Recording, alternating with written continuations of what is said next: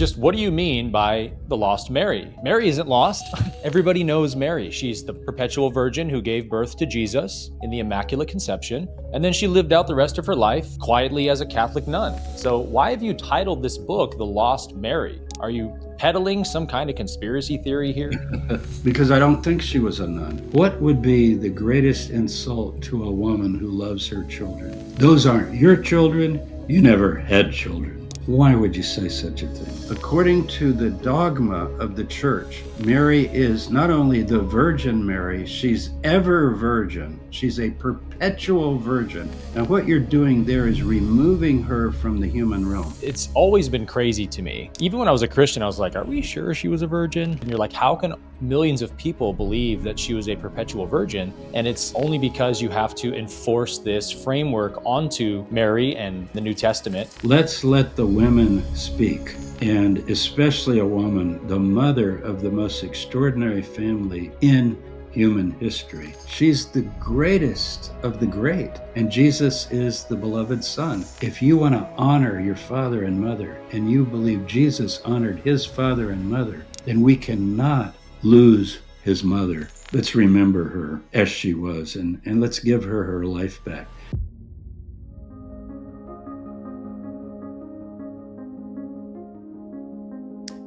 Shalom Alechem, peace be with you, and welcome back everyone to the Jesus Way podcast. As our viewers know, one of our greatest passions on this podcast, in addition to teaching the spiritual philosophy of Yeshua, is to uncover the lost and buried history of the Jesus dynasty, the true first Christian church of the Nazarenes, led by Yeshua's brothers after him. And there's no scholar whose work we've studied more on this subject than Dr. James Tabor, who has come out with yet another explosive new book on the lost histories of Christianity, but this time about the matriarch of the Jesus dynasty, which is, of course, Mother Mary. This will be a particularly fascinating episode for some of our female viewers who often ask us to do more episodes on Mother Mary and Mary Magdalene. And today we're going to do just that, because I'm joined today by Dr. James Tabor, who's going to unpack some of the amazing information in his new book, The Lost Mary, Rediscovering the Mother of Jesus. So, Dr. Tabor, congrats on your new book, and welcome back to the podcast, my friend. It's great to be with you, and I love interviewing with you and your colleagues, James, and even Cameron that comes on. And I have a copy of my book, but look at this picture. I want to start with that because it's by an Italian painter. I'm not going to tell you the name. It's in the book, what he had in mind. But what do you have in mind? Because if that's not the Mona Lisa of the ancient world, I don't know who it is. Because what is she thinking? The burden of the cosmos is on this woman, isn't it? I mean, is she thinking about the future of her precious sons that are going to get brutally killed? Is she wondering how things are going to go? How old is she? I just love the cover. Absolutely love it. So I do too. I was going to say, this is an absolutely gorgeous book. This might be one of the most beautiful books I've ever bought. It feels amazing. The typography is gorgeous. Just well done all the way around on this one, man. I know people love the audio, and I read the book, Aaron. I actually read it aloud. It's rare that authors do that. But my publisher said, you've got to read it aloud because you talk so much about when I was at Cephas, and I'll never forget the day I did this. And you don't want somebody else saying that. They weren't there. That's you. It took me 3 days in a studio, grueling, because none of us can read more than a page or two without stumbling or missing something. And you have these engineers and headphones, and they're going, wait, go back. But despite that, Kindle, everything, I told Cameron, our friend Cameron, he likes to listen, and that's fine. You hear me read it, but there's something about this particular book, to touch it, to hold it. It really. I mean, when I got my first copy, you don't quite imagine how it'll be, even though you've seen the cover and so forth. I think this is a book people will treasure. So, who is your publisher? Knopf, Knof. Oh, there Knopf it is. Is a specialty publisher as part of Penguin Random House. they tend to do very Okay. high-level books, very selective, their repertoire. So to be even selected by Knopf, my previous books were with Simon and Schuster. Simon Schuster's great. They do all the great kiss and tell books and all the bestsellers. Knopf is a little more selective. So they just, they have very special criteria for accepting books. So I was thrilled. They're wonderful to work with. So yeah, Yeah. there you go. They did a masterpiece on this one. And I recently recorded my book in studio as well for the Audible. And as you Oh, said, it was well, incredibly the grueling. people Yeah, who your voice gets tired and you got to do Mhm. retakes. And so I was listening to your Audible with a new perspective now. Like I can sort of tell where you had to start a new session, based on the tonality of your voice. And They do a I good wouldn't job want to read putting your it books on Audible with anyone else's voice but yours, because I think you just have a way of reading your own literature that other people can't match. Because something that you do here in this book is you pull out so many fascinating historical gems that, I've been studying biblical scholarship for 5 years pretty obsessively. And I learned so much from reading this book just on the historicity behind Mary and kind of her whole Davidic lineage. So if you're ready to jump in, I can start with the first question. I'm ready. Yeah, looking forward to Okay. it. Thank you. So the first place I want to start with this, Dr. Tabor, is just what do you mean by the lost Mary? Because Mary isn't lost. Everybody knows Mary. She's the Blessed Virgin, perpetual virgin who gave birth to Jesus in the Immaculate Conception. And then she lived out the rest of her life quietly as a Catholic nun. So why have you titled this book The Lost Mary? Are you peddling some kind of conspiracy theory here? Right. Well, the first line of the book answers your question, and then we'll unpack it. Mary is the best known, least known woman in history. We I thought love of that line. calling it the real Mary, but the real Jesus, the real this, the real that, the untold story.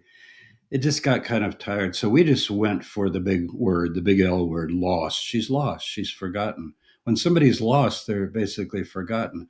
So how could Mary, the best known woman in the world, be lost? That's your question. It's an obvious question. Now, the subtitle is interesting: A New Historical Investigation of the Most Powerful Woman in the World. Now, there again, we're playing with this tension, this contradiction, this juxtaposition: best known, least known.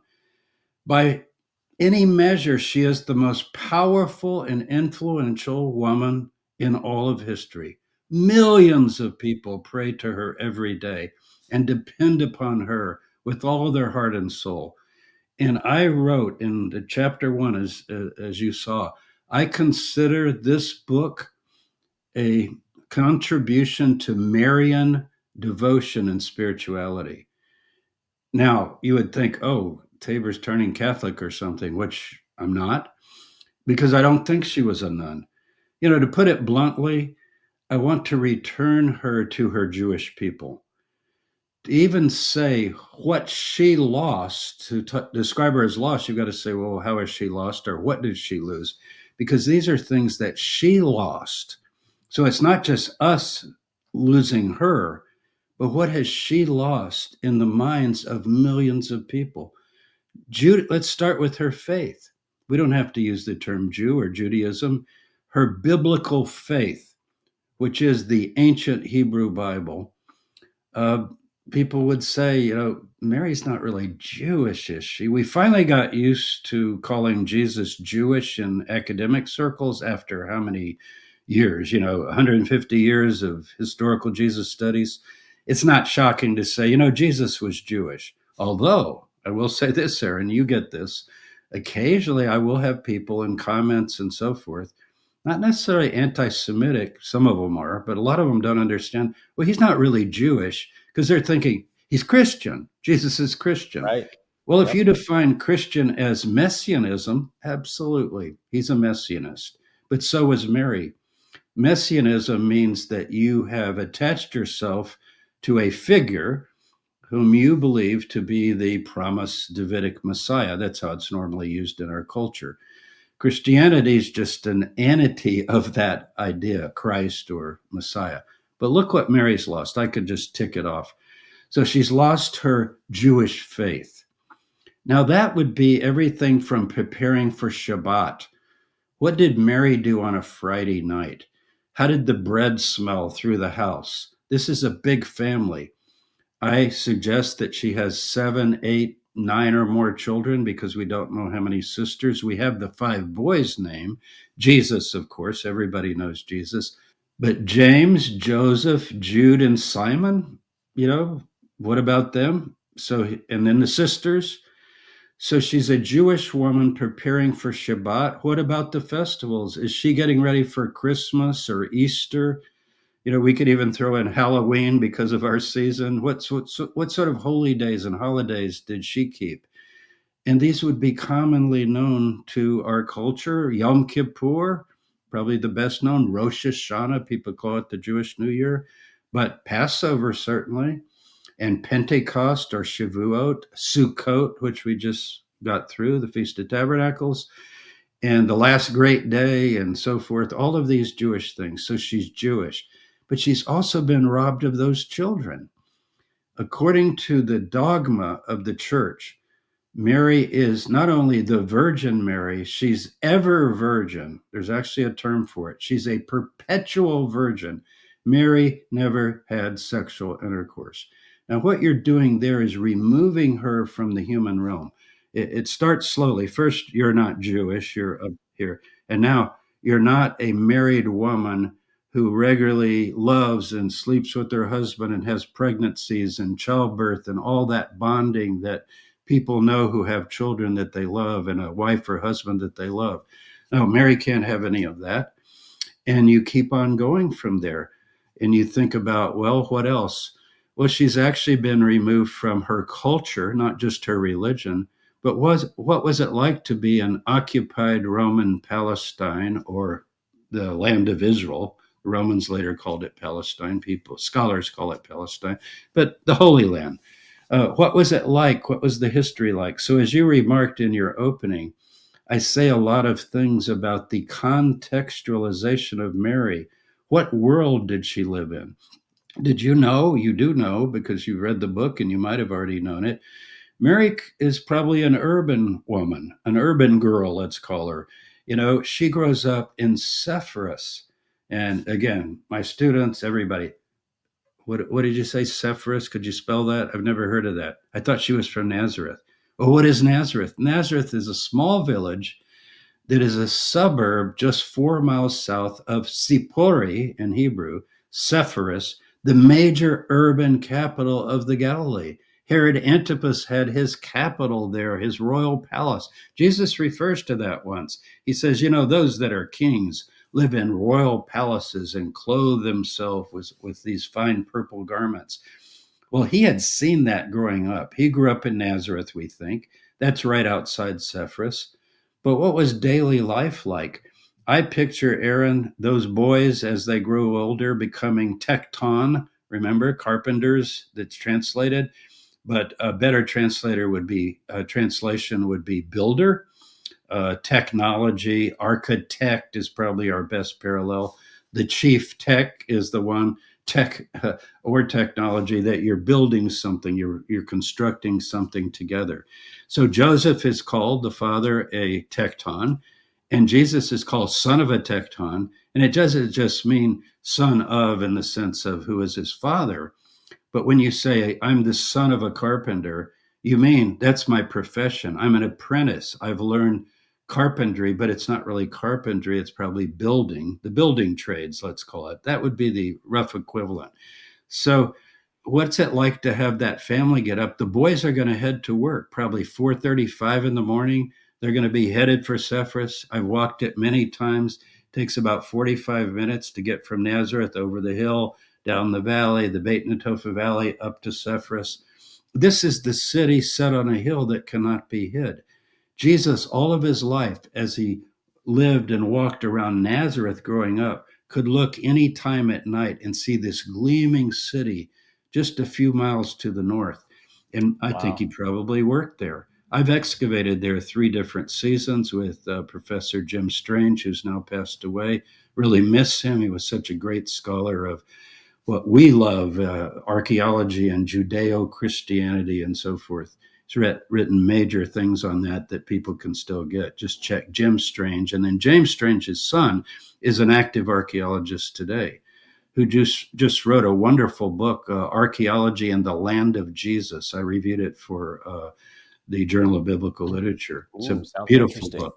I love the phrase archaeology in the land of Jesus, not biblical archaeology, but just in the land of Jesus. And what is that like? So we know a lot about it. We know what daily life was like. I try to capture that. So she's got this large family, the sisters, the brothers, and you begin to picture her as the matriarch of a Jewish home. But it's a special home because it's Davidic.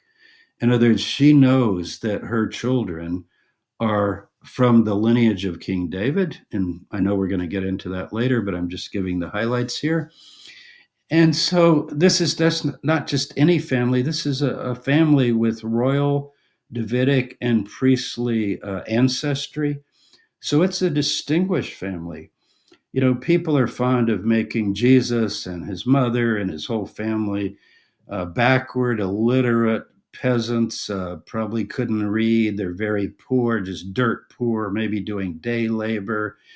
This is imagination. And I think there's good evidence that if you're a builder, and Joseph has a kind of a business, you might say, and Sepphoris, by the way, went up in flames in 4 BC, the year Herod the Great died, the great king of the Jews, Herod. People know him from the Christmas story, right? That was in 4 BC, we think. Most people date it. Some say 3, some say 2, but we're going to go with 4. That's the standard date. I have a chronology table in the front of the book of the dates that I generally use. They could move a little bit one way or the other, but generally they're what most of us have come to.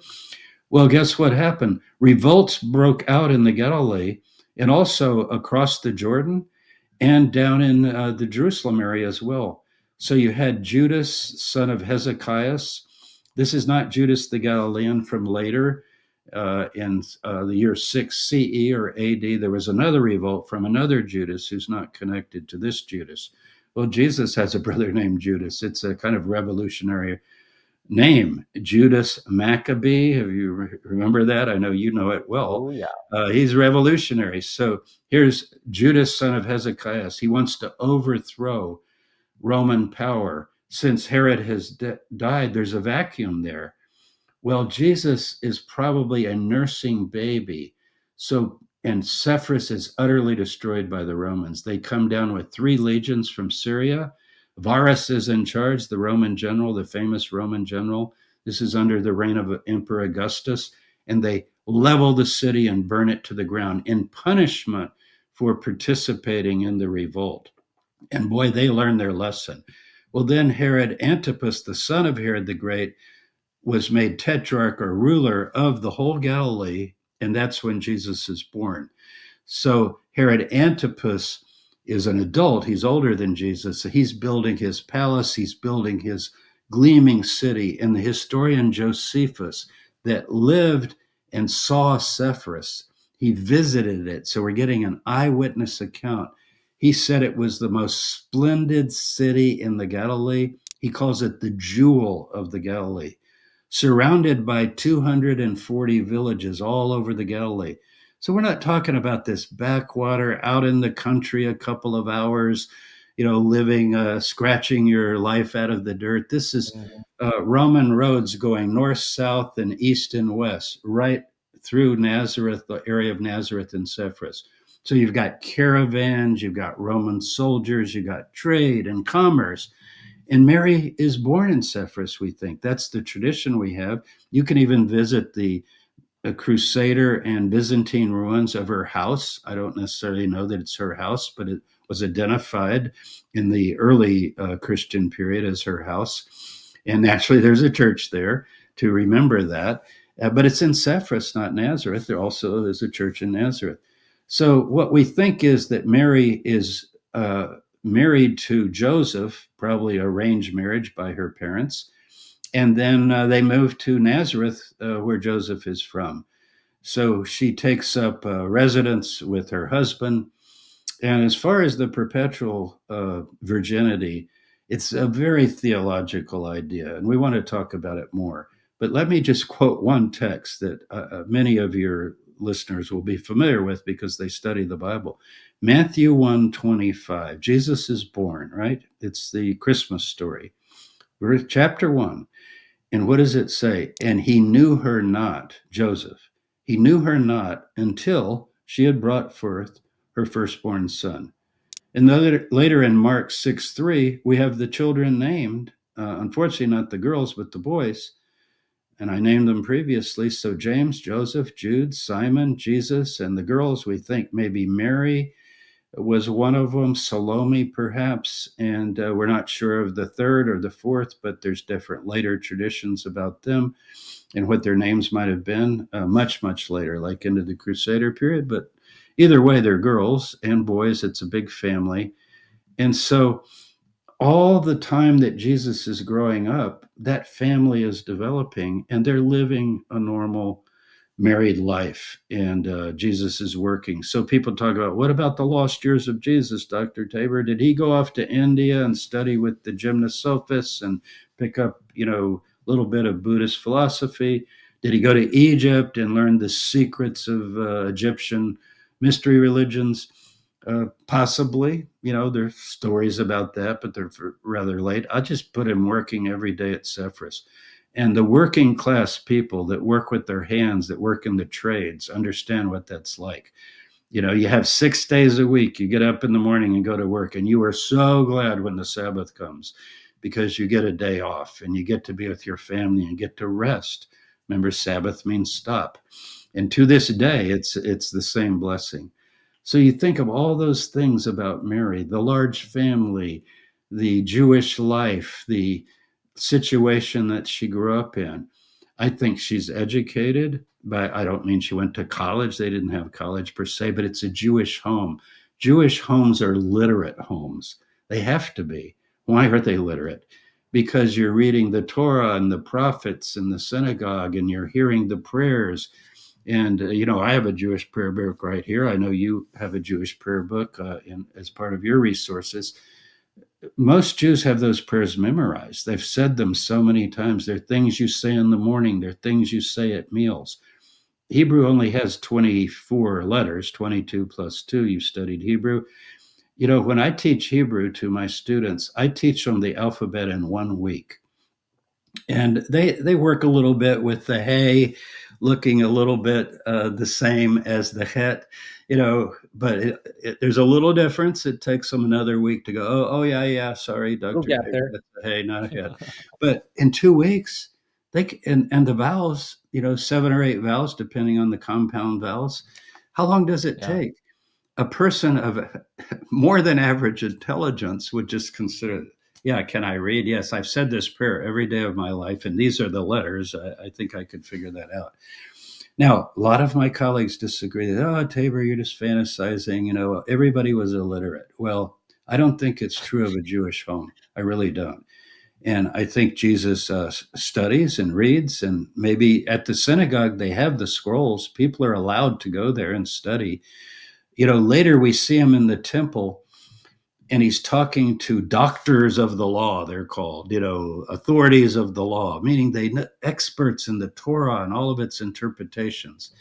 Now, it could be a legendary story, but it's a great childhood story. He's 12 years old, and he's in the temple. And what do you do in the temple? You sit around in Solomon's portico. You can still see the remains of it today with all of the outline of where Herod's temple was. And you discuss matters of Torah and matters of interpretation. An illiterate person could not do that. You have to have puns on words and so forth. I'll give you a concrete example that's in the book. This is very interesting because it connects Cephas to Jesus and to his literacy. Did you know that Rabbi Eleazar, the famous rabbi of the 2nd century, who thought positively of Jesus and got in trouble for it by some of his colleagues who were confusing any memory of Yeshua as positive as being endorsing Christianity as it was developing in a different way. So there was a lot of negativity in the 2nd, 3rd, and 4th century from Jews and rabbis against Christians because of what they had become. They departed wholly from the faith. But this is dated maybe around 110, 120, just right in the early second century when Eleazar lived. And on one occasion, they're discussing a text in the Torah. So you have to know the Torah and you have to know words and you have to know the etymology of words. And it is that command in Deuteronomy that you should not give the wages of a harlot, a prostitute, to the temple. So they're discussing that. And apparently there are attempts at various times for people to give whose livelihood is questionable, let's say. And what should we do about it? And Yeshua's asked about it in this story. And he says, well, in the book of Micah, it talks about from filth goes filth. What about making toilets? No, it's not a sacred gift for the temple, but we got to have toilets. And Eleazar thought that was kind of a wise answer. It's a practical solution to a halakhic interpretation. And there are other sayings of Jesus that the rabbis record, and they're positive. Well, he has to operate within this world. So I think the Luke story of the 12-year-old, it's kind of a trope. Josephus talks about himself. When I was 12, all the doctors of the law consulted with me because I was so great. But Jesus didn't write that about himself. The Gospel of Luke is the one who contains the story. And I think it fits in that Jesus, and also Jesus is reading texts and quoting texts all the time. I gave a paper recently at Bart Ehrman's conference, New Investigations of the New Testament, where I questioned the idea that all the quotations are put in later in the Gospels, and Jesus would have never quoted any of these texts.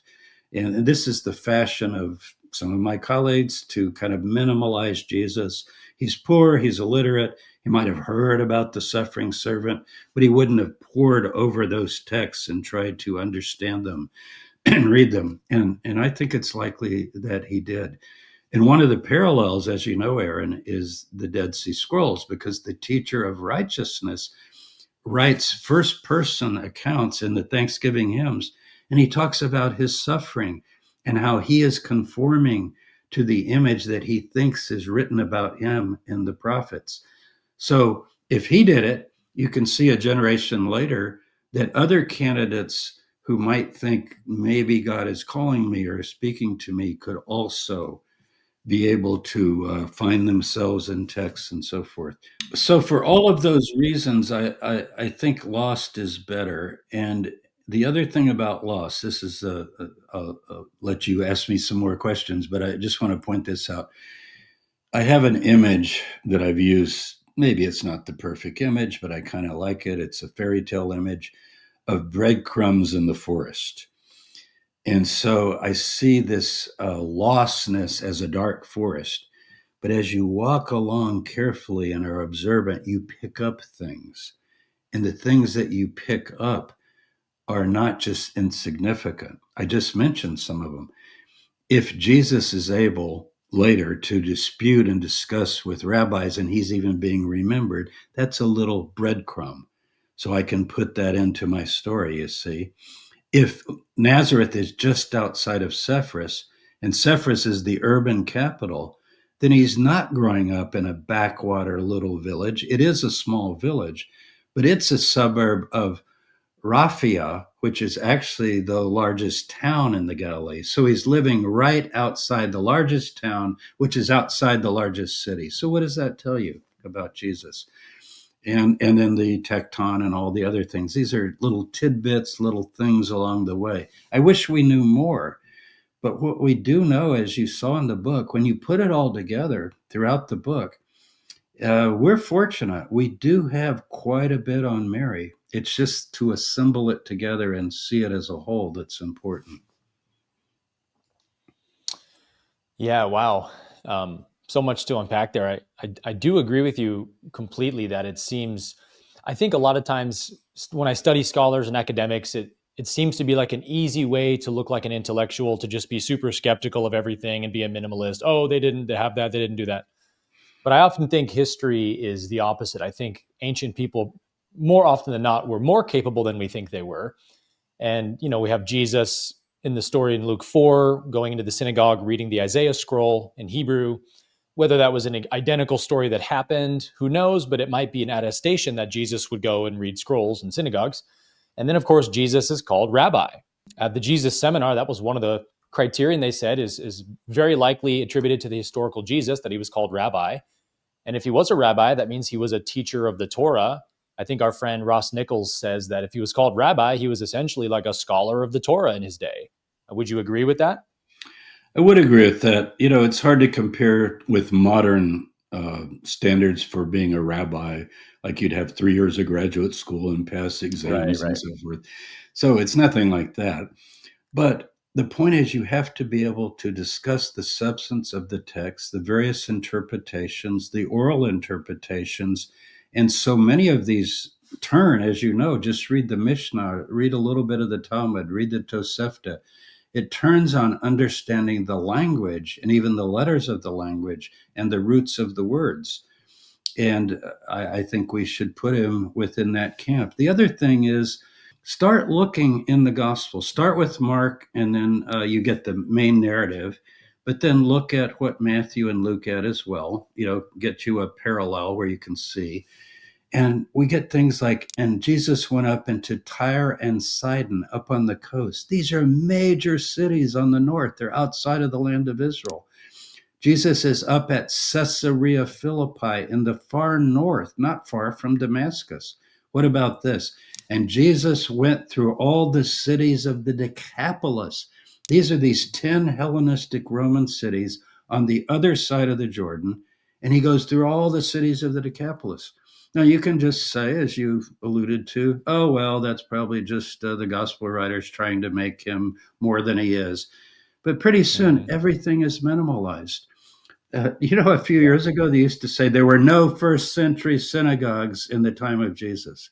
Literally. I'm talking about when I was in graduate school, no first century synagogues in the time of Jesus. That's a crazy guess what claim. Now? We've got 11, I think. Got 2 at Migdal, or Magdala, as it's called. Yeah. 2. And we've got many have been to Masada. I bet many of your viewers, if they had a Holy Land trip, they went to Masada. You go in the first century synagogue. It's very clear that there were synagogues in all of these major cities. Josephus is so helpful. Did you notice in the dedication, I credit Josephus as one of the people I thank for the book? He's long gone, but he was an eyewitness. If he tells me Sepphoris was the gleaming jewel of the Galilee and Jesus grew up outside it, I'm not speculating. And he's in the building trades. I'm putting together the evidence, I think, in a responsible way. And if you say, or someone says, well, I don't know that those were brothers. My church said that they were cousins. They were actually children of Joseph's brother. And Joseph was an old man, 94 years old. And he was kind of this caretaking father that had the young Mary at age 14, and they're living together. This, first of all, I don't like this idea. This is a crazy idea. This is not Jewish marriage. Joseph has got to be, he's probably a bit older than Mary. That would be typical. Let's say Mary's 14 and maybe he's 18 to maybe 20, because 20 is the adult male age, and 14 or 15, 16 for maybe childbearing. And so that's probably what he was. But so I would just say, well, that doesn't really fit the evidence. First of all, if he knew her not until she brought forth Jesus, they're living a normal married life. My grandmother, Aaron, had 11 children. One died, so that's 12. She bore 11 children. And she had those children by the time she married early, like Mary did. Probably, I think she was 14. And you tend to have if you nurse and don't use birth control, you want the big family, just let nature take its course. you'll have a child about every 2 years when you average in nursing and weaning and so forth, because that's the cycle of a human of human reproduction, and it's well known. If you do any genealogy, I've done some of my genealogy on both sides countless times. I come to someone and then they list all those children. I go, and had 8, 10 children, and 2 or 3 died. This was so common in the just in our own history in America, much less in the ancient world. So, or someone else says, well, okay, so they are Joseph's children by a previous marriage, but he never would have touched Mary. And again, he's an older man who had children. And just these are things made up by people. Yeah. So I'm not making something up. I'm quoting our earliest source, Matthew 1:25, and I'm bringing in the context of Jewish life and marriage in the first century. These are children of Mary. But what's really important is to realize why this is offensive to people, because it's offensive for a very poor reason. And that is that Hellenistic ideas and Hellenistic dualism begin to downgrade the body, downgrade the world. The earth is the lower part of the universe. Heaven is our home, and anything earthly is therefore inferior, and it's corruptible, and it's rotting. Basically, we're kind of like all aging and rotting and dying, and it's the opposite of the Hebrew view of l'chaim, to life. You read Genesis 1, how many times does it say, and everything that God made was good, good, good? I think it's 7 times, and the last one is very good, before you come to the Sabbath in that creation hymn that's so beautiful in Genesis 1. And so the idea of the earth being the place to be. I love the Robert Frost poem, Birches. He talks about young boys going up birch trees when he was young in New England, and then you ride the tree down because it's like a sapling, and you get a ride, and then you got to jump off and catch yourself on the ground. And he makes this wonderful poem about birches, swinging left to right across the line of greater trees. And then he talks about, at the end, he makes it poetic. He says, when I finally land on earth after swinging on the birch tree, the earth's the right place for love. I don't know where it's likely to go better. I'd like to put that on the front of my book. Robert Frost endorses Tabor's book. Don't you love that? And That's then a he good one. said, I had a lover's quarrel with the world. Oh, I love that. Meaning, life is tough, and it's hard to find meaning, and it's hard to explain things. But our quarrel with the world is a lover's quarrel. Whereas in the Hellenistic world, a lover of the world? Are you kidding? You're not a lover of the world. Heaven alone is your home. Think of all the Christian hymns. I'm just passing through. I'm a pilgrim. I'm a wanderer. This is a dark and lonely land. It's sinful. It's fallen. It's wicked. I used to sing All them. of these are from Neoplatonism that was developing rampantly in the first, second, third, fourth century. The church fathers were affected by it. And they had a terrible view of women. In Judaism, women are exalted and women are honored as the matriarchs of a Jewish home. And there are many, many things about women. Now, I do think that Jesus extended that in a wonderful way. For example, the Mary and Martha story. It's such a great story in the Gospel of Luke, where these 2 sisters are hosting Jesus and his entourage in their home. And Martha, maybe I don't know, she might have been the older sister. Seems like she might have been. She's fixing the meal in the kitchen, you might say. She's in the kitchen, cooking the biscuits, we say, right? She's getting everything ready. The men are in another room, learning the Torah, listening to the teacher, the rabbi. And Mary slips in and sits along with the men. And Martha can't believe it. Like, she's not in class. She's not enrolled for this course. She's a woman. And so she comes to the door. You get this vivid picture, and she says, Master, sorry to interrupt you. Mary needs to come in and help me. We women are in probably where other sisters and people helping. We're fixing the meal for you guys. And Jesus says, Martha, Martha, you're troubled about many things, but one thing is needful.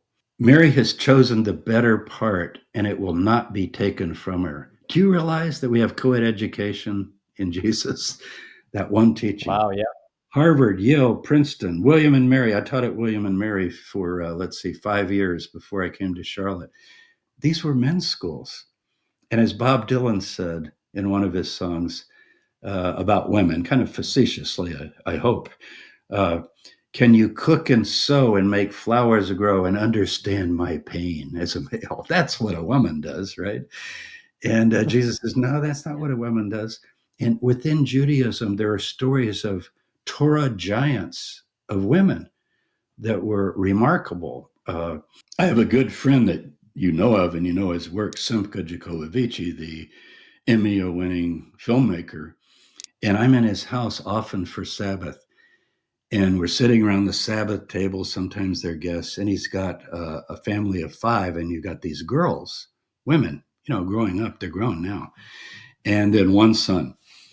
And it's so funny to watch because what we do after the meal is discuss the Torah portion of the week. And those girls are amazing. You say, well, that's the modern world, Tabor. No, girls all through history, women, they learn, they listen, they're smart, they're doing various things. There's a division of labor maybe in terms of trade versus village life. But this idea that, women were, men are ignorant and illiterate, and women, they're just practically slaves. That's not true in a good Jewish home. I don't think it is. We do have sources for this. It's not just, we have archaeology, and we also have texts that do go back to that time. So I want to put Mary into that picture. Yeah, so much good stuff there. I completely agree that so much of history, especially outside Judaism, has been very misogynistic, highly masculinized, and it's always been crazy to me. Since even when I was a Christian, I was like, "Are we sure she was a virgin?" But especially after leaving Christianity, it's like, wow, you got Matthew 125, as you pointed out, that explicitly says it. And then, of course, you read the textual traditions and the manuscripts, and some of them have, Joseph begat Jesus. And then you see the brothers listed, and you're like, how can millions of people believe that she was a perpetual virgin? And it's only because you have to enforce this framework onto Mary and the New Testament of this, like you said, Hellenistic dualism, sexuality is evil, women are inferior to men. And so, although the title of your book is The Lost Mary, you can very well also have titled it What Mary Lost, as you said. Yeah, because exactly. one of the biggest subjects we hammer on this podcast, which we've learned a lot from you, is the erasure of James and even Simeon as well. And that was the one thing from your book that really struck me the most, Dr. Tabor, was when you went into why did they have to, virginize Mary this way? And why couldn't they have just accepted she was a normal woman? Well, most people say, well, because you can't imagine that Jesus Christ, the Holy Son of God, was born through sexual intercourse. And that's what I've always believed up until listening to this book. And you say, actually, you think there's better reasons for thinking that they virginized Mary because of the erasure of James, that they had to get, this towering figure of James out of the picture because that proves Mary was, bore other children other than Jesus. So the implications of that are really big. But you go to the Vatican, for example, and you'll see Peter, you'll see Paul everywhere, lots of saints, Right. no James in sight. And it's like, this was the guy who Jesus pointed to as his successor, his own blood brother. And he led the church. Like, Jesus's ministry was maybe 3 years at most, and James leads the church for almost 30 years. And he was, this incredibly noble figure that was widely revered and regarded as being kind of Jesus 2.0 after Yeshua was crucified. And it's all lost, all covered up and erased by the Catholic tradition to preserve the perpetual virginity of Mary. So, can you say a little bit about that and how that affected Absolutely. And Jesus' time? so it's really unfortunate because you have two forces that begin to operate simultaneously. One is the Neoplatonic Hellenistic dualism that denigrates everything earthly and material, Mhm. and and sexuality is one of the first casualties of that. So that Yep. the celibate life is the holy life, and also bodily functions. One of the more shocking things in the book is the discussions that later take place among Christian theologians about whether Mary went to the toilet or Jesus. You talk about extreme.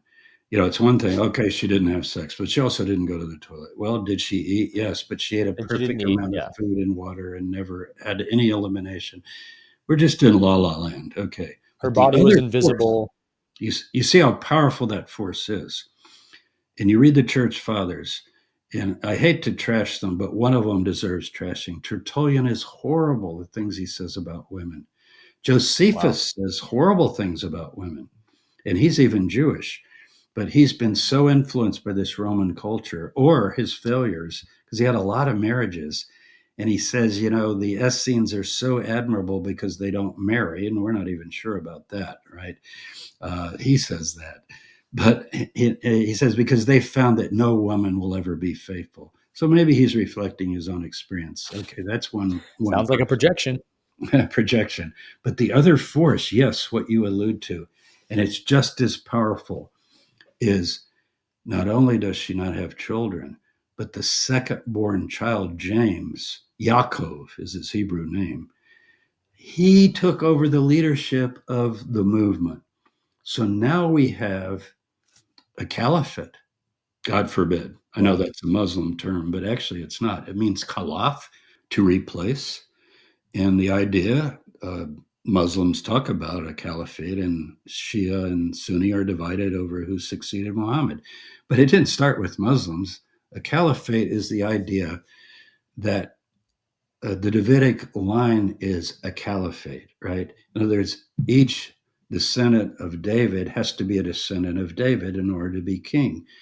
So you had the northern kingdom that doesn't observe that, kind of like the Sunni and the Shia in ancient Judaism, right? You read the Hebrew Bible, and what do you find? But in Judah, every single king can trace their lineage back to David, person by person, all the way back. And we have all the records and chronicles and kings and so forth of the claims that they made. So that pedigree is very important. Well, you come to the Jesus movement and you go, pedigree for it. Jesus didn't care about that. Who cares about succession or anything like that? So 20 years ago, I wrote a book, 20 years and coming up this coming year, called The Jesus Dynasty. And I picked that title deliberately about Jesus and his royal family and how they were written out of the story of the early church. Specialists know, but people in the pews don't, and people in my classrooms don't.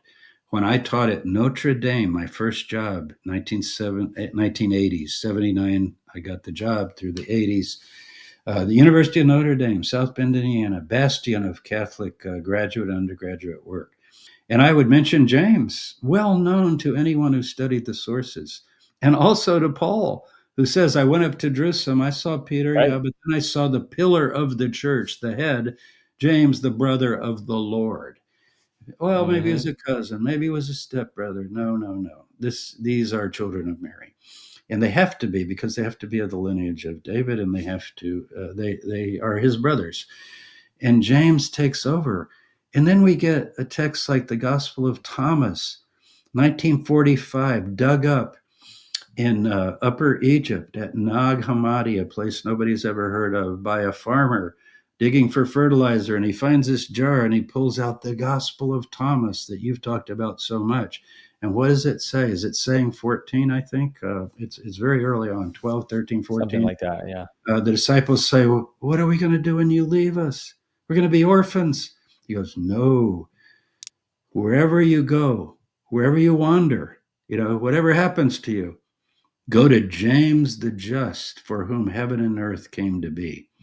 Not only does he say that he's just, but he's referring to a Jewish tradition. It's called the Lamed Vavniks. It's the righteous ones that sustain the world, the 36 righteous. The idea is that it's just tradition. I mean, I don't necessarily believe it, but it has a point to it.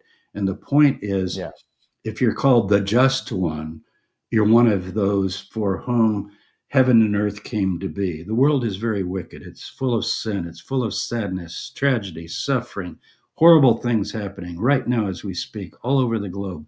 I mean, if we could see it all, we our brains would explode. There's also good. Okay, we know that, but there's a lot of evil, and it's the evil that really cuts us and wounds us and brings us down. So why would God keep the world going, so to speak? This is a rabbinic question. Why would God sustain the world? It goes back to Abraham in their discussion about the destruction of Sodom and Gomorrah and whether it was wicked enough. And finally, Abraham talks to God just like a friend. He's actually called Yahweh or Jehovah. And he's, it's not just an angel. It says, and Abraham stood before the Lord. And he says, well, what about this many and this many righteous? And finally gets down to 10. He says, even for 10, I would save the whole city. The city might have had thousands and thousands of people. So that's the idea. And James then is not only a pillar of the church, and it's not really the church, the movement, a pillar. And Peter is a pillar, and John is a pillar. The son of Zebedee, we think, is that John. So Peter is not at the top. James is at the top. And the proof of this is embedded in the New Testament, and nobody noticed. I did not notice it growing up. And I read the Bible voraciously. 12, 13, 14, 15. I was a Bible kid. I love the Bible. How many times had I read the book of Acts? And you know what I missed? Acts 15. Mm-hmm. Acts 15. Peter comes in from the field. He's been going to the Jews. That's his mission. Paul comes in. He's been going to the non-Jews. Big question. If non-Jews want to join the Jesus movement, what do they need to do? Do they need to convert formally to Judaism, or can they come in as righteous Gentiles? The answer they all agreed on eventually was they can come in as righteous Gentiles. But there were others who said, no, they have to convert to Judaism. These are members of the movement. They were mostly from the Pharisaic side, we think. And they thought Paul was going too liberal. He's allowing all these Gentiles in. They're not going to be living righteous lives sexually and with idolatry and so forth. And then we get this thunderous verse where everybody's through speaking. James speaks, Paul speaks, all the brethren are there, all the apostles are there. And what does it say? It says, and James stood up, and I'm gonna hit the table. My decision is that we trouble not those who are turned to God from idols among the Gentiles, but we write them, and then he gives the basic halakhic requirements for non-Jews. Now, then he says, but Moses is preached in every synagogue, and so they can come and learn more. But in order to begin to be part of us, they just need to turn from idols, not commit fornication, not eat blood, which has to do with vegetarianism and how the animal is slaughtered. Some would take it as fully vegetarian. Others would say, well, it's how the animal's killed. But either way, you cannot buy your meat in the market, where they've used these practices of knocking the animal in the head, hanging it upside down, as you see all over the world today in various countries. We hide our slaughter, so we don't see them hanging up. But anyway, so that's the point. As James stands up, what do you mean my decision is? Why didn't I ask myself, James who? I don't know. I just never occurred to me. Later, I learned that's James, the brother of Jesus. Oh, yeah, he's in charge of the Jerusalem church. Okay, that's why he's named. No, he's not in charge of the Jerusalem church. Go to the letter of James. I don't care if James wrote it or not. It's in his name. He might have had people say it's really good Greek. He couldn't have possibly known Greek like that. I'm not so sure we know much about him. Are you saying a Jewish person in the first century couldn't learn Greek and be good in Greek? It's true that Josephus had help, and he wrote his books, at least the Jewish War, first in Aramaic because that's his native tongue. But that would be true of any writer. My German is pretty good. I lived in Germany. I read German books and so forth. But if I'm going to write for a German audience, I would write it in English and get a good native translator. So it doesn't prove that James had help to bring it over into a literary Greek, that he didn't write it. As far as the ideas, it is James all the way. How would I know that? Well, it's just like his brother. Take the so-called Sermon on the Mount or the double sayings material that scholars call Q and read what it says. Read James, it's like he's almost quoting the same thing as Jesus. Yep. He upholds the 10 Commandments, he upholds the Torah. But notice the beginning. James to the 12 tribes scattered abroad. Do you realize what that is? And I don't know that I made this point in the book.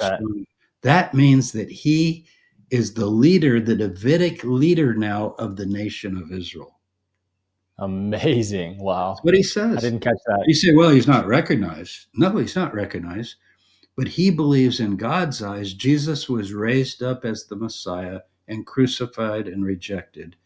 And he believes he's ascended to heaven and been raised from the dead. He also believes he is now the successor of Jesus, so he can write to the 12 tribes scattered abroad. Paul can't write to the 12 tribes scattered abroad. He has no position of authority. Why does Jesus choose 12 apostles? We're told in our earliest source, the Q source, as we call it. I don't care if you call it XYZQ or what, but it's the sayings that Matthew and Luke have in common. Let's don't call it anything. Let's just call it that are not in Mark. Take the material Matthew and Luke both have is not in Mark. It's a very valuable source of Christianity before Paul, you might say. It's our earliest material. The Jesus Seminar mainly used that material. And what's the last saying in Luke? Jesus is at the Last Supper, and he says, some of his last words, "You who have followed me in my suffering and tribulation are going to sit on 12 thrones, judging the 12 tribes of Israel." What is he doing? He's setting up a provisional government for the future kingdom of God. Now, did it come about? No, because they killed the leaders, and it was aborted, basically. It was destroyed. Jesus is crucified. James is rejected by the priestly establishment. And yet he was very well regarded by the people.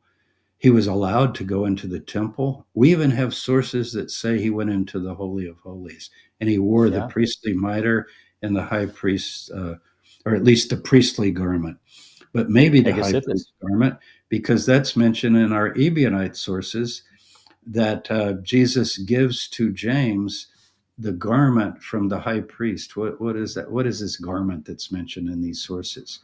It's some sort of a robe that you would wear in the Nazarene movement that would say that you are in fact in charge. So we could pass that off as just some cultish fantasy. Oh, these people think that they're going to rule the world and all of Judaism is going to turn to them. But yes, they did think that. They believed Jesus was the king. They believed that James was his successor. And then Simon, some say that Simon is a cousin, but then you're getting into this whole thing about, oh, Joseph can't have sex and Mary can't have sex. And, Simon's old. There's no doubt that he's old. And he's crucified under Trajan. So he's over 100 years old, but people can live to that age, especially a patriarch like that who has this mission. And, there are records in the New Testament of people being quite old into their 90s and so forth. And so to say that can't be the brother of Jesus, just because he's called a cousin in later sources. Everybody's called a cousin in later sources because we don't want Mary to have that. So yes, she's robbed of her children. She's robbed of the leadership that they embodied. And I hate to say this, Aaron, the sorrow that she genuinely felt. Now, everybody knows she watched the crucifixion of Jesus. And I don't know that she watched the stoning of James because she would have to be an elderly woman in her 70s or 80s. But we have no record of when Mary died. And if we have record, you know what that usually means? It's past 70, because that's when we don't get records. We don't get these kinds of memories because so much gets wiped out by that terrible destruction. The memory of James gets wiped out. If it wasn't for Paul's letters and that one thing in the book of Acts, and notice the writer of Acts doesn't explain it. He doesn't say, and then James, the brother of Jesus, the ruler and leader of the community, stood up and said, my decision is. But he can't leave out my decision is. Because if he leaves that out, he can't have him stand up. At least he's honest enough to put that in. but that also makes Mary lost. So it's the Neoplatonism, the Hellenistic dualism, the denigration of the world, and so forth, and the idea of heaven is our home, and we just need to think of heavenly things, not earthly things, but also the removal of the church, really, the original founding movement. I don't like calling it Jewish Christianity. I know you don't either. Sometimes it's useful just to make the point. It's Christianity. It's Jewish. It's Judeo-Christian. Okay, but why should I have to hyphenate it? It's because our language is broken down by later theology. So if you say Christian, you mean the later Latin and Greek church that developed in the 4th century on, particularly with the Nicene Creed, the Chalcedon Creed, and all the dogma. But if you go back to the 1st and early 2nd century, there's no question that before 70, Jerusalem is the center of the movement, and James is in charge. And so we're told to go to James the Just, which you would still do today. And if you look at the book of James and look at the Q material, the material that Matthew and Luke have in common that's not in Mark, and study those texts, you're getting close to Mary. And as you know, what I do at the end of the book is I assemble all of that material, that rich material, and I divide it into 5 categories. And I want to know what you thought of that, because essentially I say this is the package of the Jesus James movement, and I think it comes from his mother. Now, someone could say, you don't know, Tabor. You do not know that his mother taught all those things. We don't know anything from the ancient world. Yeah, I sent you a review of I didn't mind the review. It's someone who talked about me at Notre Dame, and this reviewer is saying he still is very devoted to the Mary of theology and so forth. But he doesn't trash me for doing history. It's almost like I'm down here doing this stuff and he's doing this stuff. Okay. Yeah.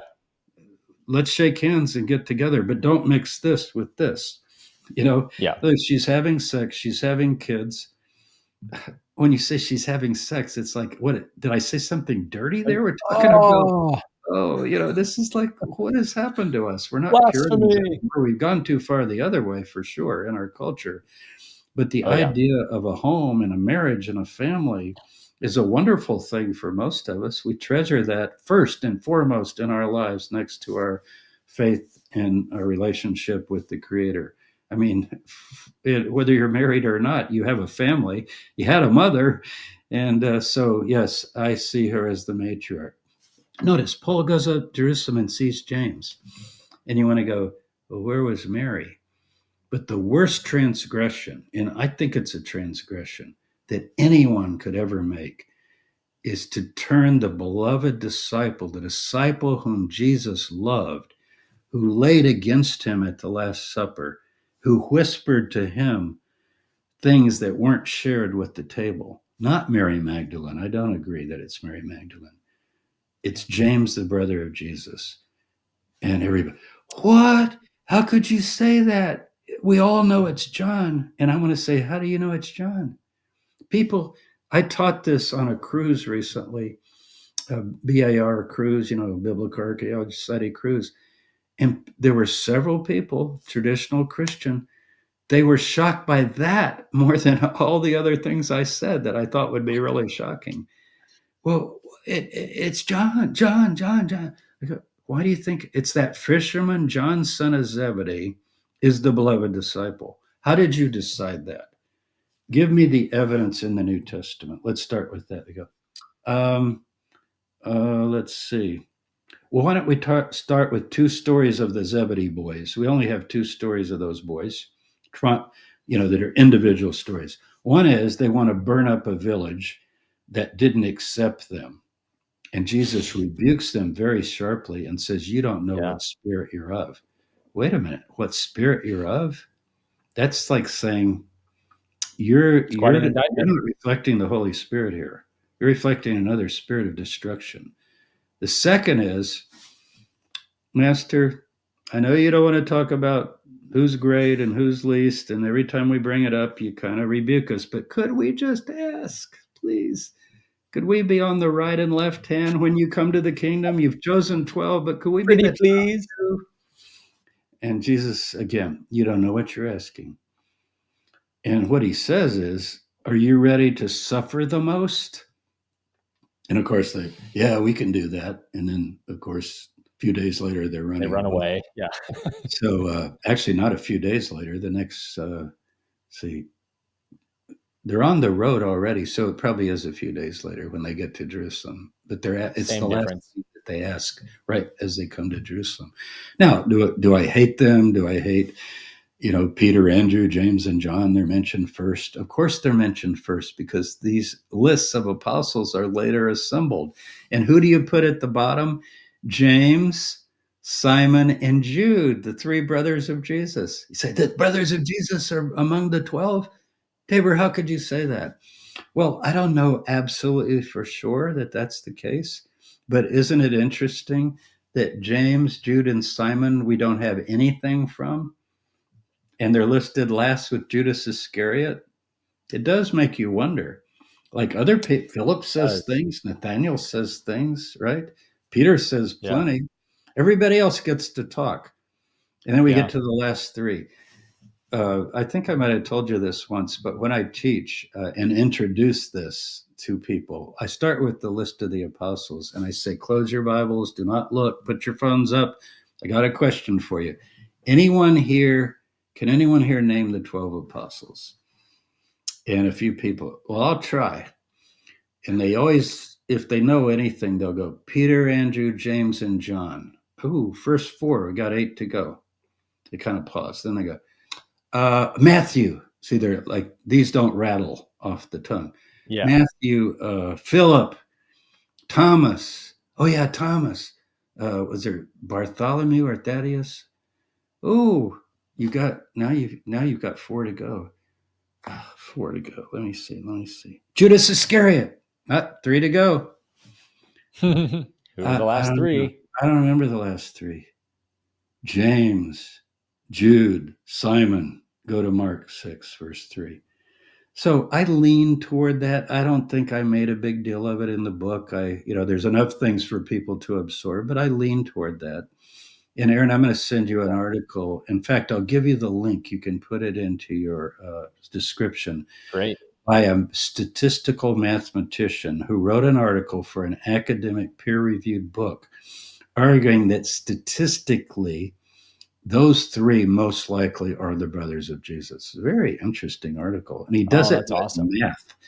His name is Drew Sills, and he was just appointed a full professor of mathematics and statistics at I think it's the University of South Carolina. So, wow. So it's possible. Wow. But either way, you don't denigrate James and then go, James who, and who is he, and why are you mentioning him, and so forth. And people just don't know. Yeah. They don't know. Yeah.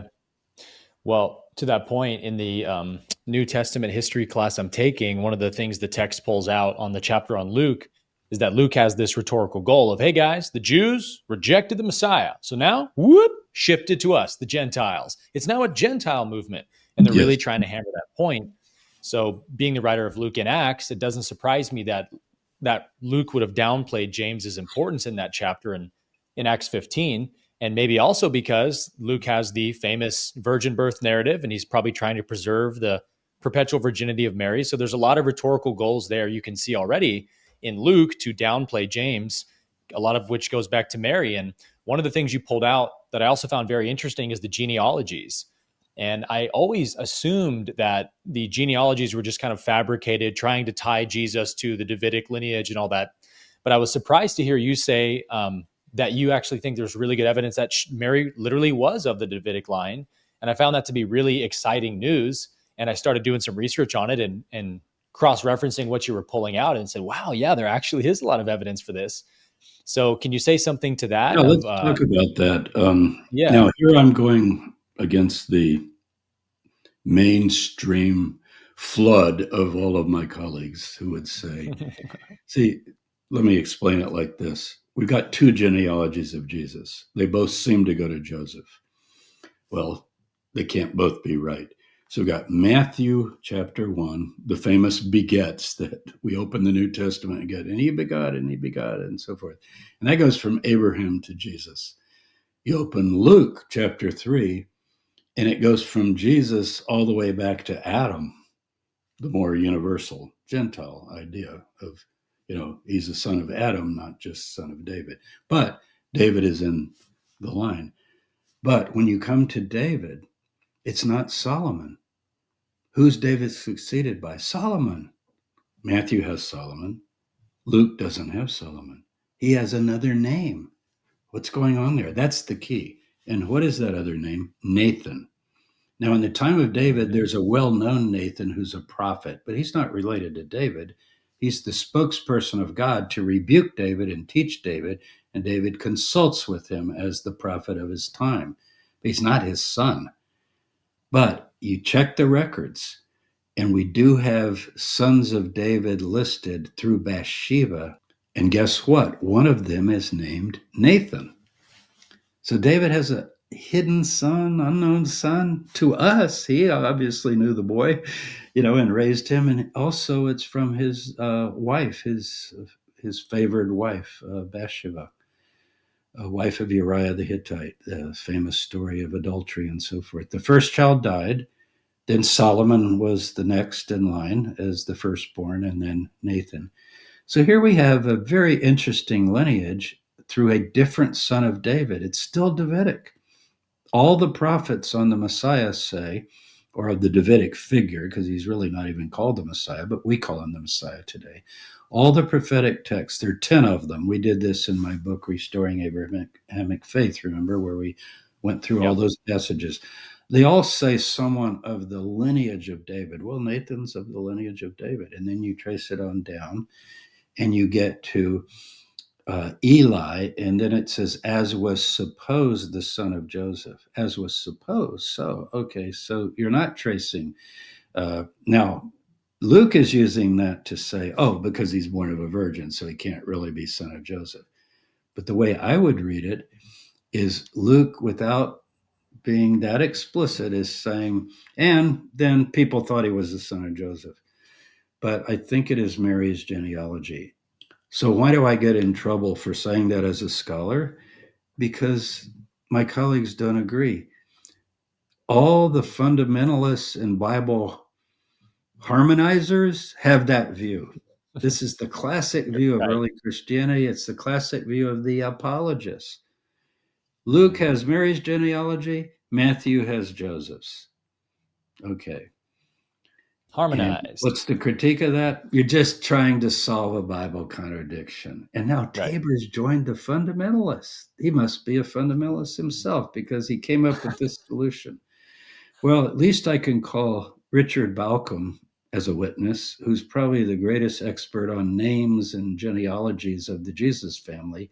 And he wrote this wonderful book, I hope you have, Jude and the Relatives of Jesus in the Early Church, where he traces the Desposunai, the family of Jesus. And you know what he says? He doesn't agree with me. He doesn't say it's Mary's genealogy. He said, I believe, and he gives all the reasons, that this is a legitimate genealogy. It's not made up.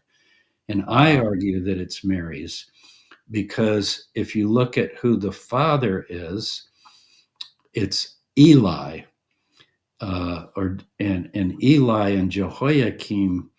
Eliakim and Jehoiakim are names of Davidic rulers, kings in the line of David, and they sound really different. But one is using Elohim, Eliakim, Elohim. The other is using Jehovah, Jehoiakim. But they're for the same king. And what is Mary's father in tradition? Now, this is unrelated to Luke, but we have one tradition in the Proto-Evangelium of James about Mary's father. His name is Jehoiakim. So Luke's genealogy actually uses the name Eli, and I think that's Mary's father, Jehoiakim. So I think it's Mary's genealogy. But the big thing about that genealogy is it's priestly as well as Davidic. It has all of these priestly names. I'll name one that everyone will know, Levi. How about that for a priestly name? How about Yani and Matat? Remember, the apostle Matthew is also called Levi because he's Levitical and priestly. I think there's 6 or 8 Matan, various forms of Matthew in that lineage. You go over to Joseph's lineage in Matthew 1, there are none. So this is I would even argue that it's a Maccabean lineage. Now, guess what? I've held that view for years. I put it in the Jesus dynasty as well 20 years ago. But what I didn't know is that in the Eastern Church, they preserve this idea. Not in the West. The West, they lost it. James goes, everything goes. But in the East, they knew this. And what they say, and you can look at my notes in the book, there are very full notes in the back of the book, academic notes. I give you the sources. And in the Eastern Church, they're aware in the 4th, 5th, 6th century, in the Byzantine period, that Jesus has this double lineage, priestly as well as of the tribe of Judah and of the lineage of David. So I present all that in the book. And I think it makes Mary doubly royal. And it would explain then a mystery that we've never been able to understand. How could James wear the priestly garment and wear the mitre and go into the Holy of Holies? Now, everybody dismisses that. Remember, he has the knees like a camel and he wears the priestly mitre and he goes into the Holy of Holies. How could he do that? Well, he could do it if the Nazarenes are allowed to keep certain festivals by their calendar, and it's different from the Pharisees' calendar and the Sadducean calendar, you see. Right. So it could be that the Romans at some point, maybe after some of the troubles under Pontius Pilate, because it was very, very troubled from 26 to 36. And then things kind of calmed down. And the reign of Tiberius, 14, he gets in 14, I think. That basically, things are a little more calm in Judea, don't have as many uprisings and so forth. It could be, and here I'm speculating, but we do have a text that says James was allowed to enter the holy areas of the temple. Well, if he's not of priestly lineage, he couldn't even get past the court of the men. So is this just made up? But it comes from a very early source. And Eusebius preserves it, but he quotes Hegesippus. Well, Hegesippus is a Jewish Christian. By that I mean he was Jewish, and he lives in the land of Israel, and he's from that region in the east. So they know, and he's the one who reports this. And he tells about this horrible death of James that Mary could have lived to have witnessed. She only needs to live till 62 AD to witness this terrible tragedy of James being stoned to death and beaten to death with a wooden club. It's just, can't even stand to read it. Really sad. And then he's buried right there in the Kidron Valley. So, boy.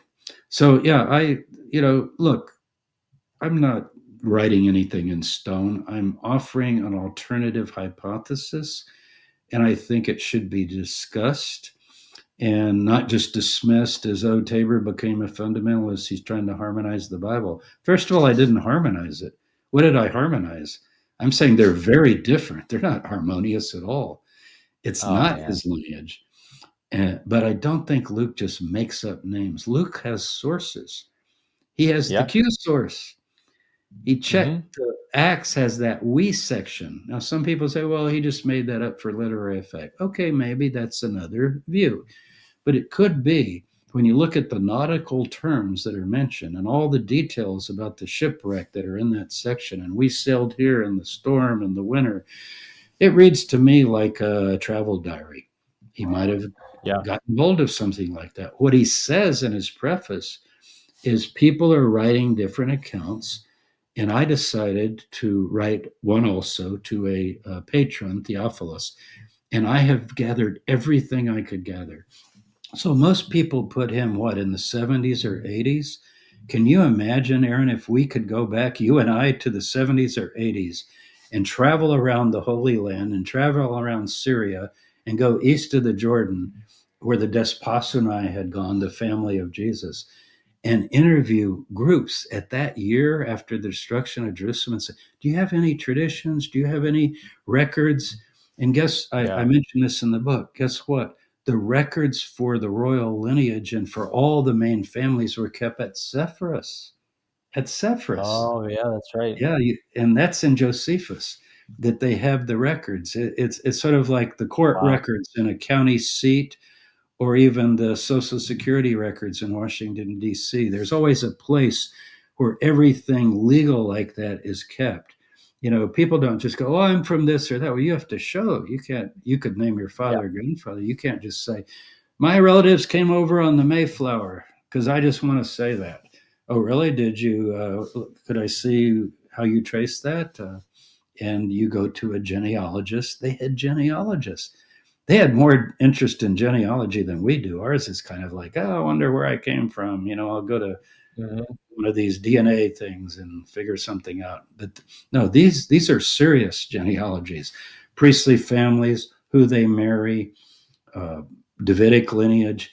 And you know how we know they had records? The Romans are trying to kill them. Vespasian, after the war, is searching for any descendants of David. How would he possibly know? Is he going to ask on the street?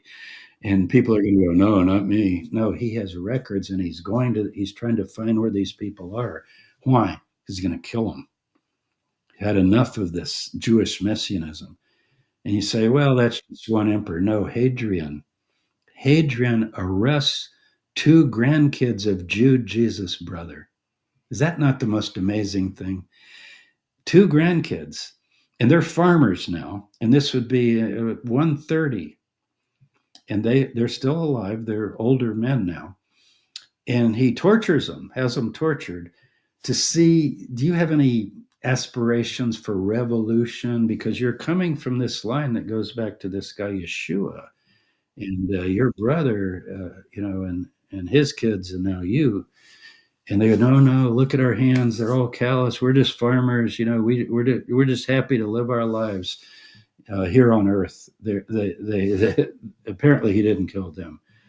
So to say that there were no records and it's impossible for Luke to have had this and he just made it up, I know that's the pat answer, but I went a little deeper, I think. And I think I've got some good arguments that. Oh, man. I mean, you just pulled out a couple huge zingers I hadn't seen before, but I want to explain how you helped me to connect a big dot with that section on the genealogy, because I've always wondered, why did this segment of the Jews, east of the Transjordan, the Essene type of Judaism, why did they run to claim Yeshua was their fulfilled Messiah so quickly? And you have the Nazarenes and Ebionites surviving for many centuries, claiming he was the Messiah. And you pull out how in the Dead Sea Scrolls, they write of this 2 different Messiahs, a Davidic and a priestly Messiah. And so you showed how Jesus, through Mary, fulfills this lineage, this double royal lineage, Davidic and priestly. And so to me, that I connected the dot immediately when I heard that part of the book, because I said that would make sense why this huge segment of Essene type of Judaism east of the Transjordan rushed to claim Yeshua was their Messiah. They probably had records that they could confirm, hey, this guy really did fulfill the scriptures. Not unlike Hugh Schonfield pulls out in the Passover plot, like he really did fulfill what was written. And so this big segment of Jews said, he's our guy. And then, of course, Paul comes along and Hellenizes it and makes this Christian movement that's unpalatable to Jews, to like worship a man as a deity from heaven and stuff. But this Jewish Christianity, to use that semi-anachronistic term, they were seeing Yeshua as the Davidic Messiah that fulfilled these scriptures, and likely through Mary's genealogy. I just thought that was an amazing point. Yes. And remember, Paul, for all of his innovations and developments from his own visionary experience, I've written 2 books on that, as you know, Paul and Jesus and Paul's Ascent to Paradise. He was a mystic. And he says in Romans 1:4, Jesus is descended according to the flesh from David. Right. Now, again, many of my colleagues would say, look, there's no evidence Jesus ever claimed to be Davidic or the Messiah. All these things are put in later by the church. Look, our earliest source, Paul, says, according to the flesh means he's a flesh and blood human being, and he comes from the line of David. Okay. Yeah. I would say that has more weight than later speculations by academics that just basically minimalize everything. So I guess I belong with the apologists on some things, but I don't think that's bad. I mean, it's not as though everything, there are good apologists, by the way. Some apologists are educated and have good arguments, and they should be listened to and considered. I mean, Richard Balcom, I wouldn't call an apologist, but he's a believing Christian. And Richard's research is amazing. That book, Jude and the Relatives of Jesus in the Early Church, if you don't have it, make that one of your next books to read. You will read that with a thrill. But also his book on the names in the New Testament and how works like the Gospel of Mark just mentions in passing the man who carried Jesus' cross. This is my favorite. Simon of Cyrene, everybody knows that. But why would Mark add to his reader, supposedly in Rome, like they would know, and his sons Rufus and Alexander? The movement at this point, when Mark is writing, it's a small enough movement that people know some of these people. There's travels. He expects his reader to go, oh, yeah, Rufus, I think I met him once in Antioch or whatever. These are people who've become leaders in the church. So taking a position like that is not always to be dismissed just because someone else who's Jimmy Dunn. I mean, everybody respects Jimmy Dunn's work. He's passed away now, a great loss to all of us. So he's a more conservative believer. But you think his historical work is no good? So just to, I've heard people say, well, anybody who tries to harmonize Luke and Matthew, they're just doing a fundamentalist thing. I'm not doing a fundamentalist thing at all. I'm trying to understand what these texts actually. And you're not trying to harmonize them. You're just trying to find out what's true. Actually, I'm not harmonizing them. Now, here's a new proof that I didn't put in the book because I thought of it later, and it's growing on me, and I'm going to give it to you and your audience. First time. I've not mentioned this yet. Exclusive. You guys are ready for open stuff. Book of Hebrews. The book of Hebrews says it's evident our Lord came from Judah, clearly wants him to be Davidic. But then he's concerned that he can't be a priest. And so he says, well, he can't be from Aaron. Therefore, he has to be from this other priest, Melchizedek, from the book of Genesis, chapter 18. Yeah. Actually, 14, 15, 16, right in there. I think in 14 is when you first get him introduced, the king of Salem. Now, I never thought about that. And then I thought, wait a minute. I think Hebrews is pretty late. The temple could still be standing, some people think, because it says it's ready to pass away. I don't know if he means the temple or this whole Jewish system is ready to pass away. But either way, whenever it was written, could it be that that's written to oppose the view that Jesus also was priestly because James is really in charge? You see? And James is going to the temple. And if you bring James up, you're going to have to say, James who? Brother. And you're going to have to go into the whole virgin birth thing and refute that. And you're going to have to take a stand that's basically an Ebionite stand.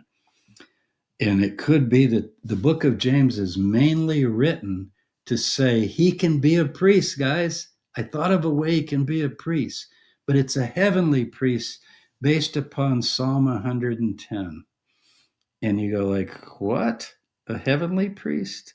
And then he makes him an eternal being. He says he doesn't have father or mother, beginning of days or end of days, but he's this kind of heavenly. Wait a minute.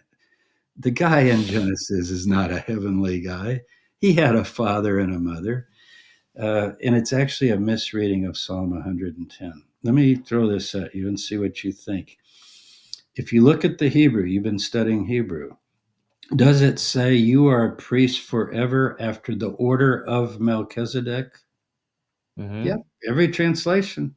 So there's an order of Melchizedek. Now we got an order of priests. Order means, like a clerical lineage thing. order.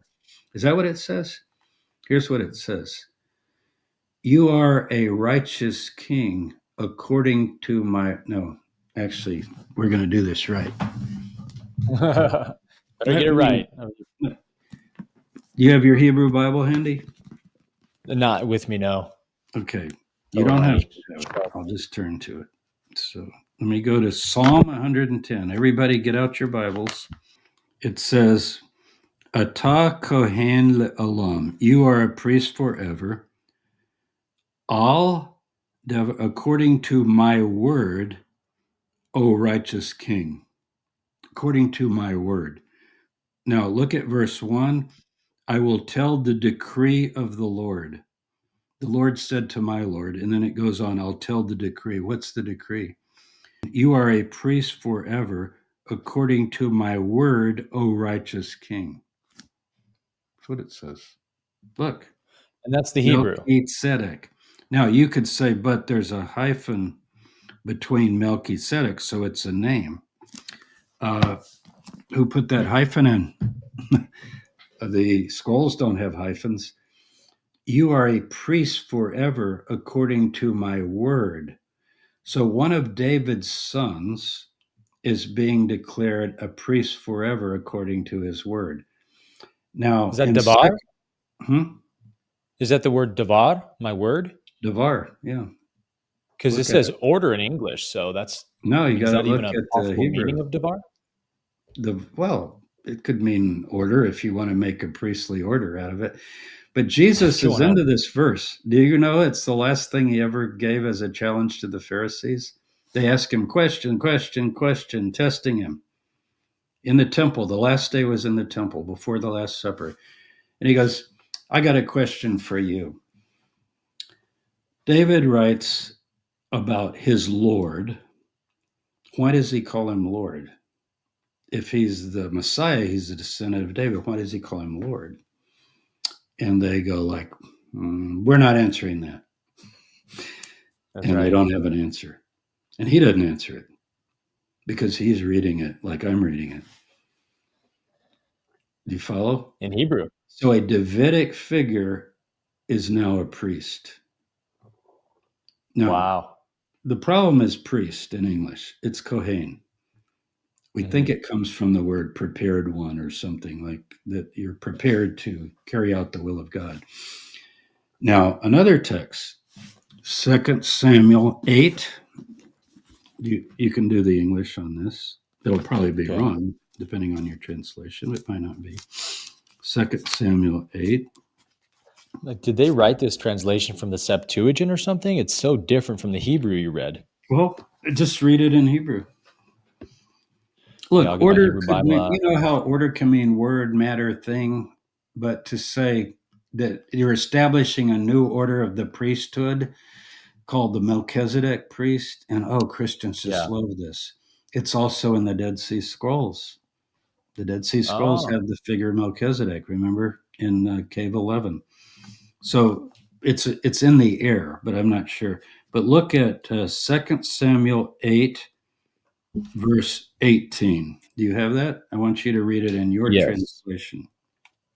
What translation are you using? I've got the NRS View. Okay. It probably 8 verse 16? 18, verse 18. 18. 2 Samuel 8, 18. Okay. It says, Benaiah, son of Jehoiada, was over the Korathites. Karahites, yeah, these are just names. And the Korathites. Pelahites. And the Pelethites. And David's sons were priests. So, how about that? What? Shows you that priest doesn't mean. Did David not wear the ephod and dance before the ark? Okay, so what this is saying is there's going to come a priest in the future who will even be above David. The Lord said to my Lord. That's what Jesus. And I see. He heard a decree of the Lord. David heard a decree of the Lord to this guy. It's not to him. It's to this guy. Study Psalm 110. Sit at my right hand. He's at the right hand of God. You are a priest forever according to my word, O righteous King. Wow. That's what it literally says. So it's not a I've name. always kind of wondered what that passage meant. I didn't put it in the book, but oh man, well, you got to write a new book on that one, dude. That's a zinger. You see how that would fit in. So James Yeah. is a successor of that new priestly line. It's a Davidic priestly line. Mary is the matriarch of that line, although she descends from it, and that's why you have this mixed genealogy. Yeah. Wow. Well, that is a perfect segue to my last question for you, which is on the last chapter. You mentioned that you wondered what I thought about it. Where'd my bookmark go? Did I not put it in here? There it is. One of my Hebrew note cards. I wanted to pull this out. So the last chapter is titled Mary's Message Then and Now. And you make some really interesting points. It was easily my favorite chapter of the book because it gets much more into the spiritual philosophy of What you Yeshua. teach all the time, isn't it? Like exactly. That, it was those 5 pillars of the teaching. They are what just, you teach all the time, all the time. Yeah. So good. And I wanted to read this quick segment and have you comment on it. You say, scholars pursuing the historical Jesus during the past 150 years have failed to consider the possibility of what we identify as the revolutionary gospel of Jesus goes back to Mary. Their efforts were born in the 19th century when women were largely marginalized from the academy, the church, and society at large. Women filled the role of helping and assisting the men in accomplishing great things.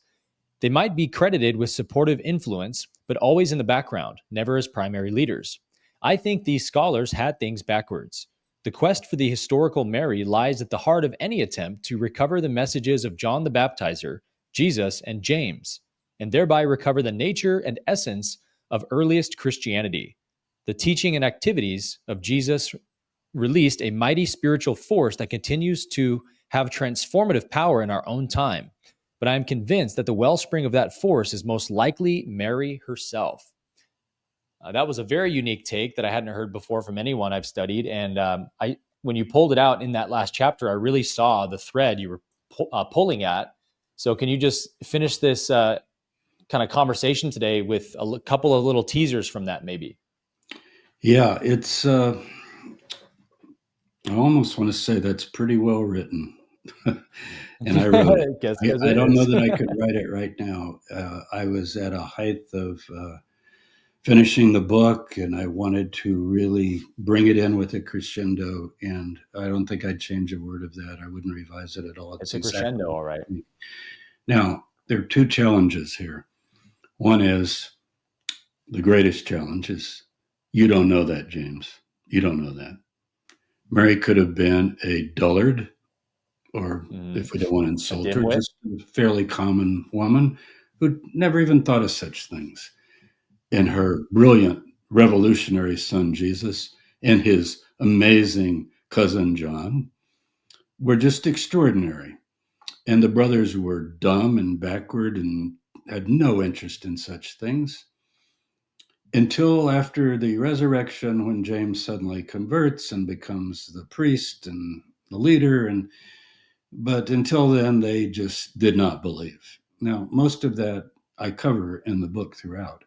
Yeah, really good section. So-called negative stories, first of all, they're not even negative. And if they are negative, it's an attempt to do the very thing that we've talked about, and that is denigrate and downplay the importance of the family.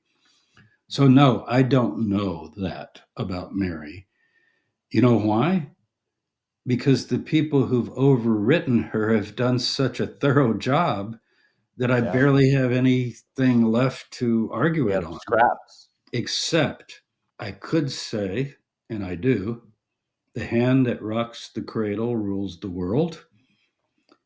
And what little we do know of her from our sources here and there, I think shows a great courageous nature. First of all, if you are nursing your baby and you see the flames of Sepphoris right outside your window, so to speak, and 2,000 people crucified, and you're holding a little Davidic child, I'm going to take this very seriously.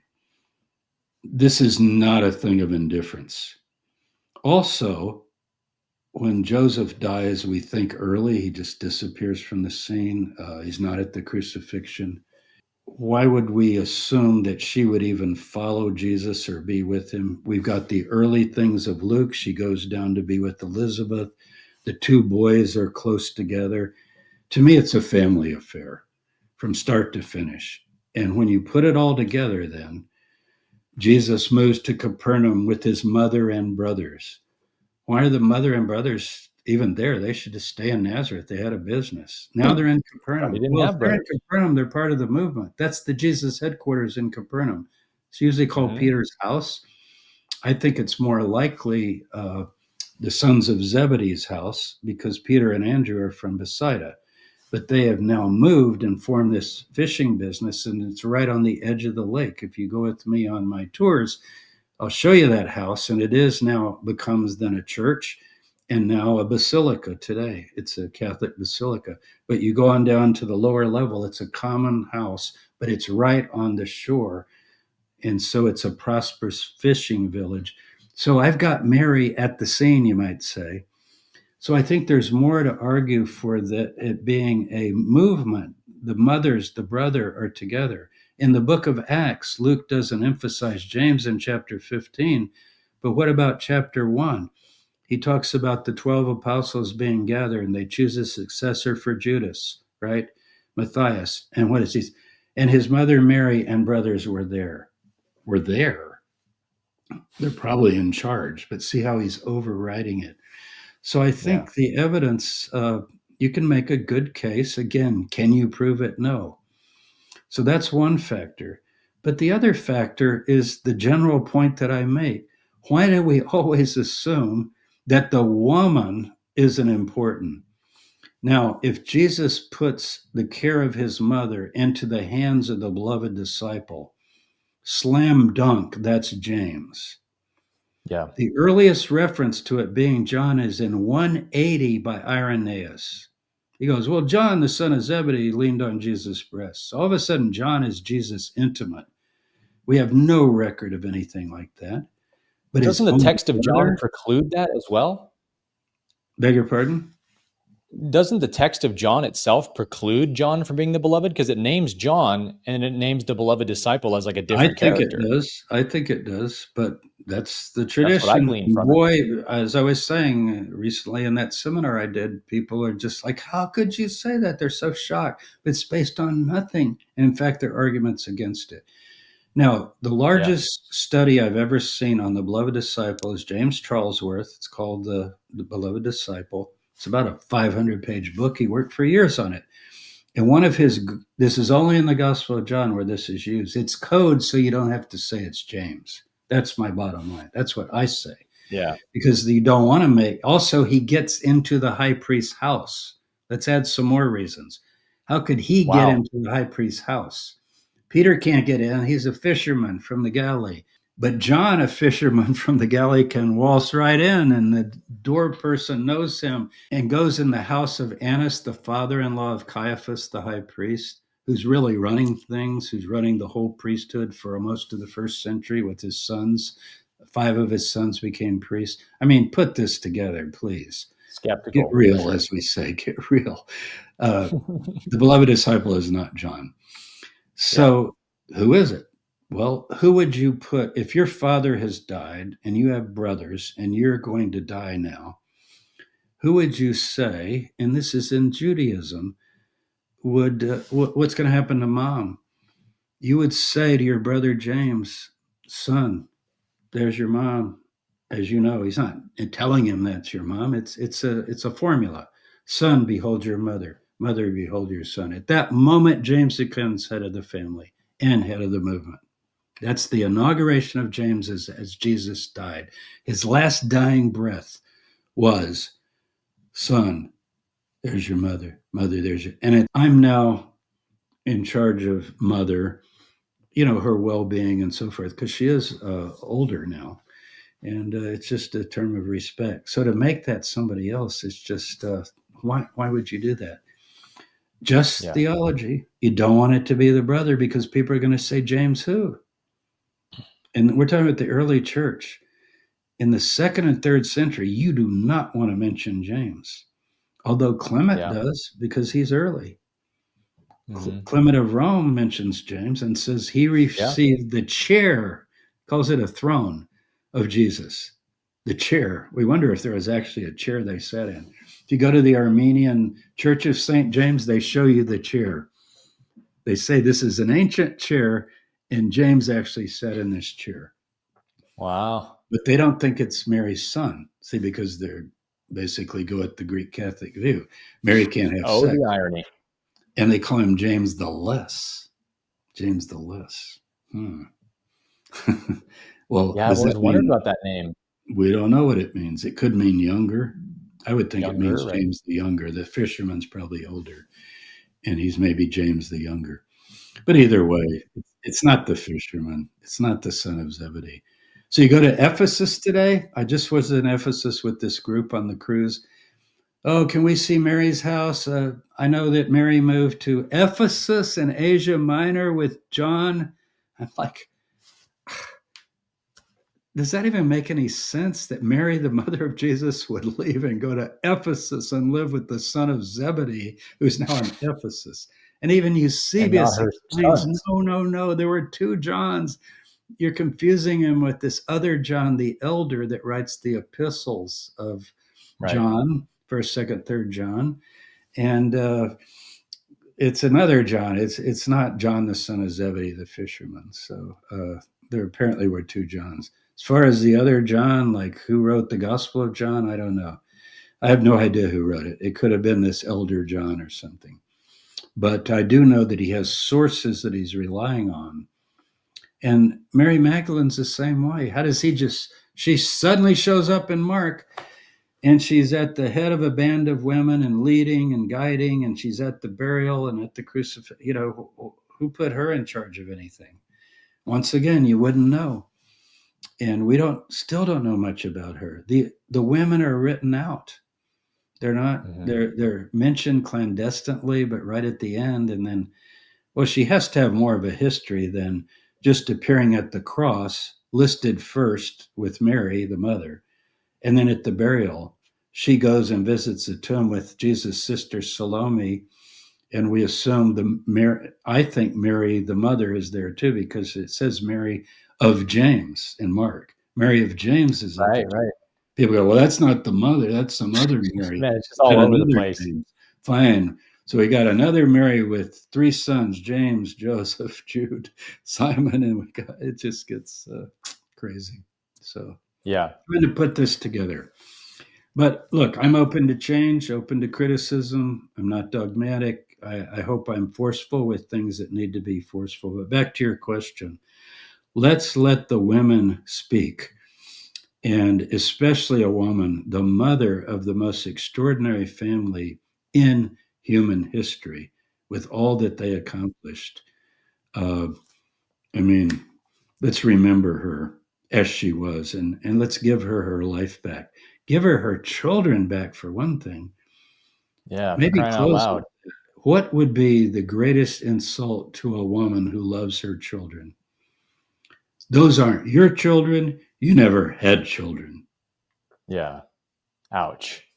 That's not your husband. I mean, if you haven't ever slept with him, he's not really your husband. So the marriage isn't consummated.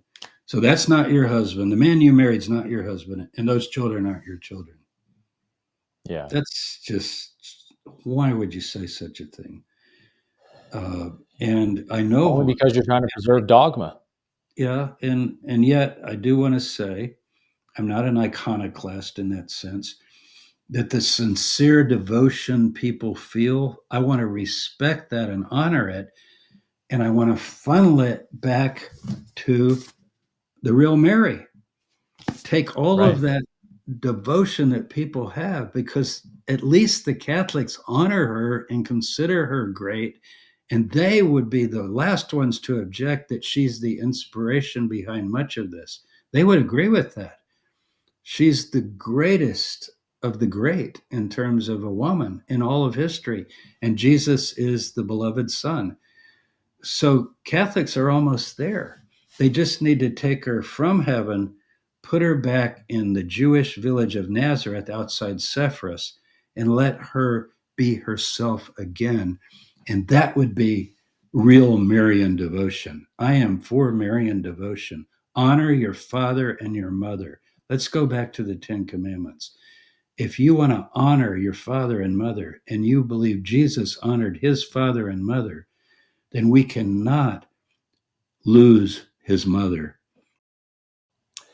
Well, I certainly want to commend you for writing this book, because I think you're doing with Mary what we're very much trying to do on this podcast with Jesus, which is to bring back the true historical Jesus. And, Albert Schweitzer famously began the quest for the historical Jesus in the early 1900s. And so who knows, maybe in 100 years, we'll look back and say, James Tabor began the quest for the historical Mary in 2025. It could very well be a future area of research and scholarship. And I think you've done some really amazing work here with the book. Well, thank you, Aaron. And I would like to see a quest for the historical Mary by many, many colleagues. And I hope this can help to jumpstart it at least. And maybe some can do it better than I did in the future.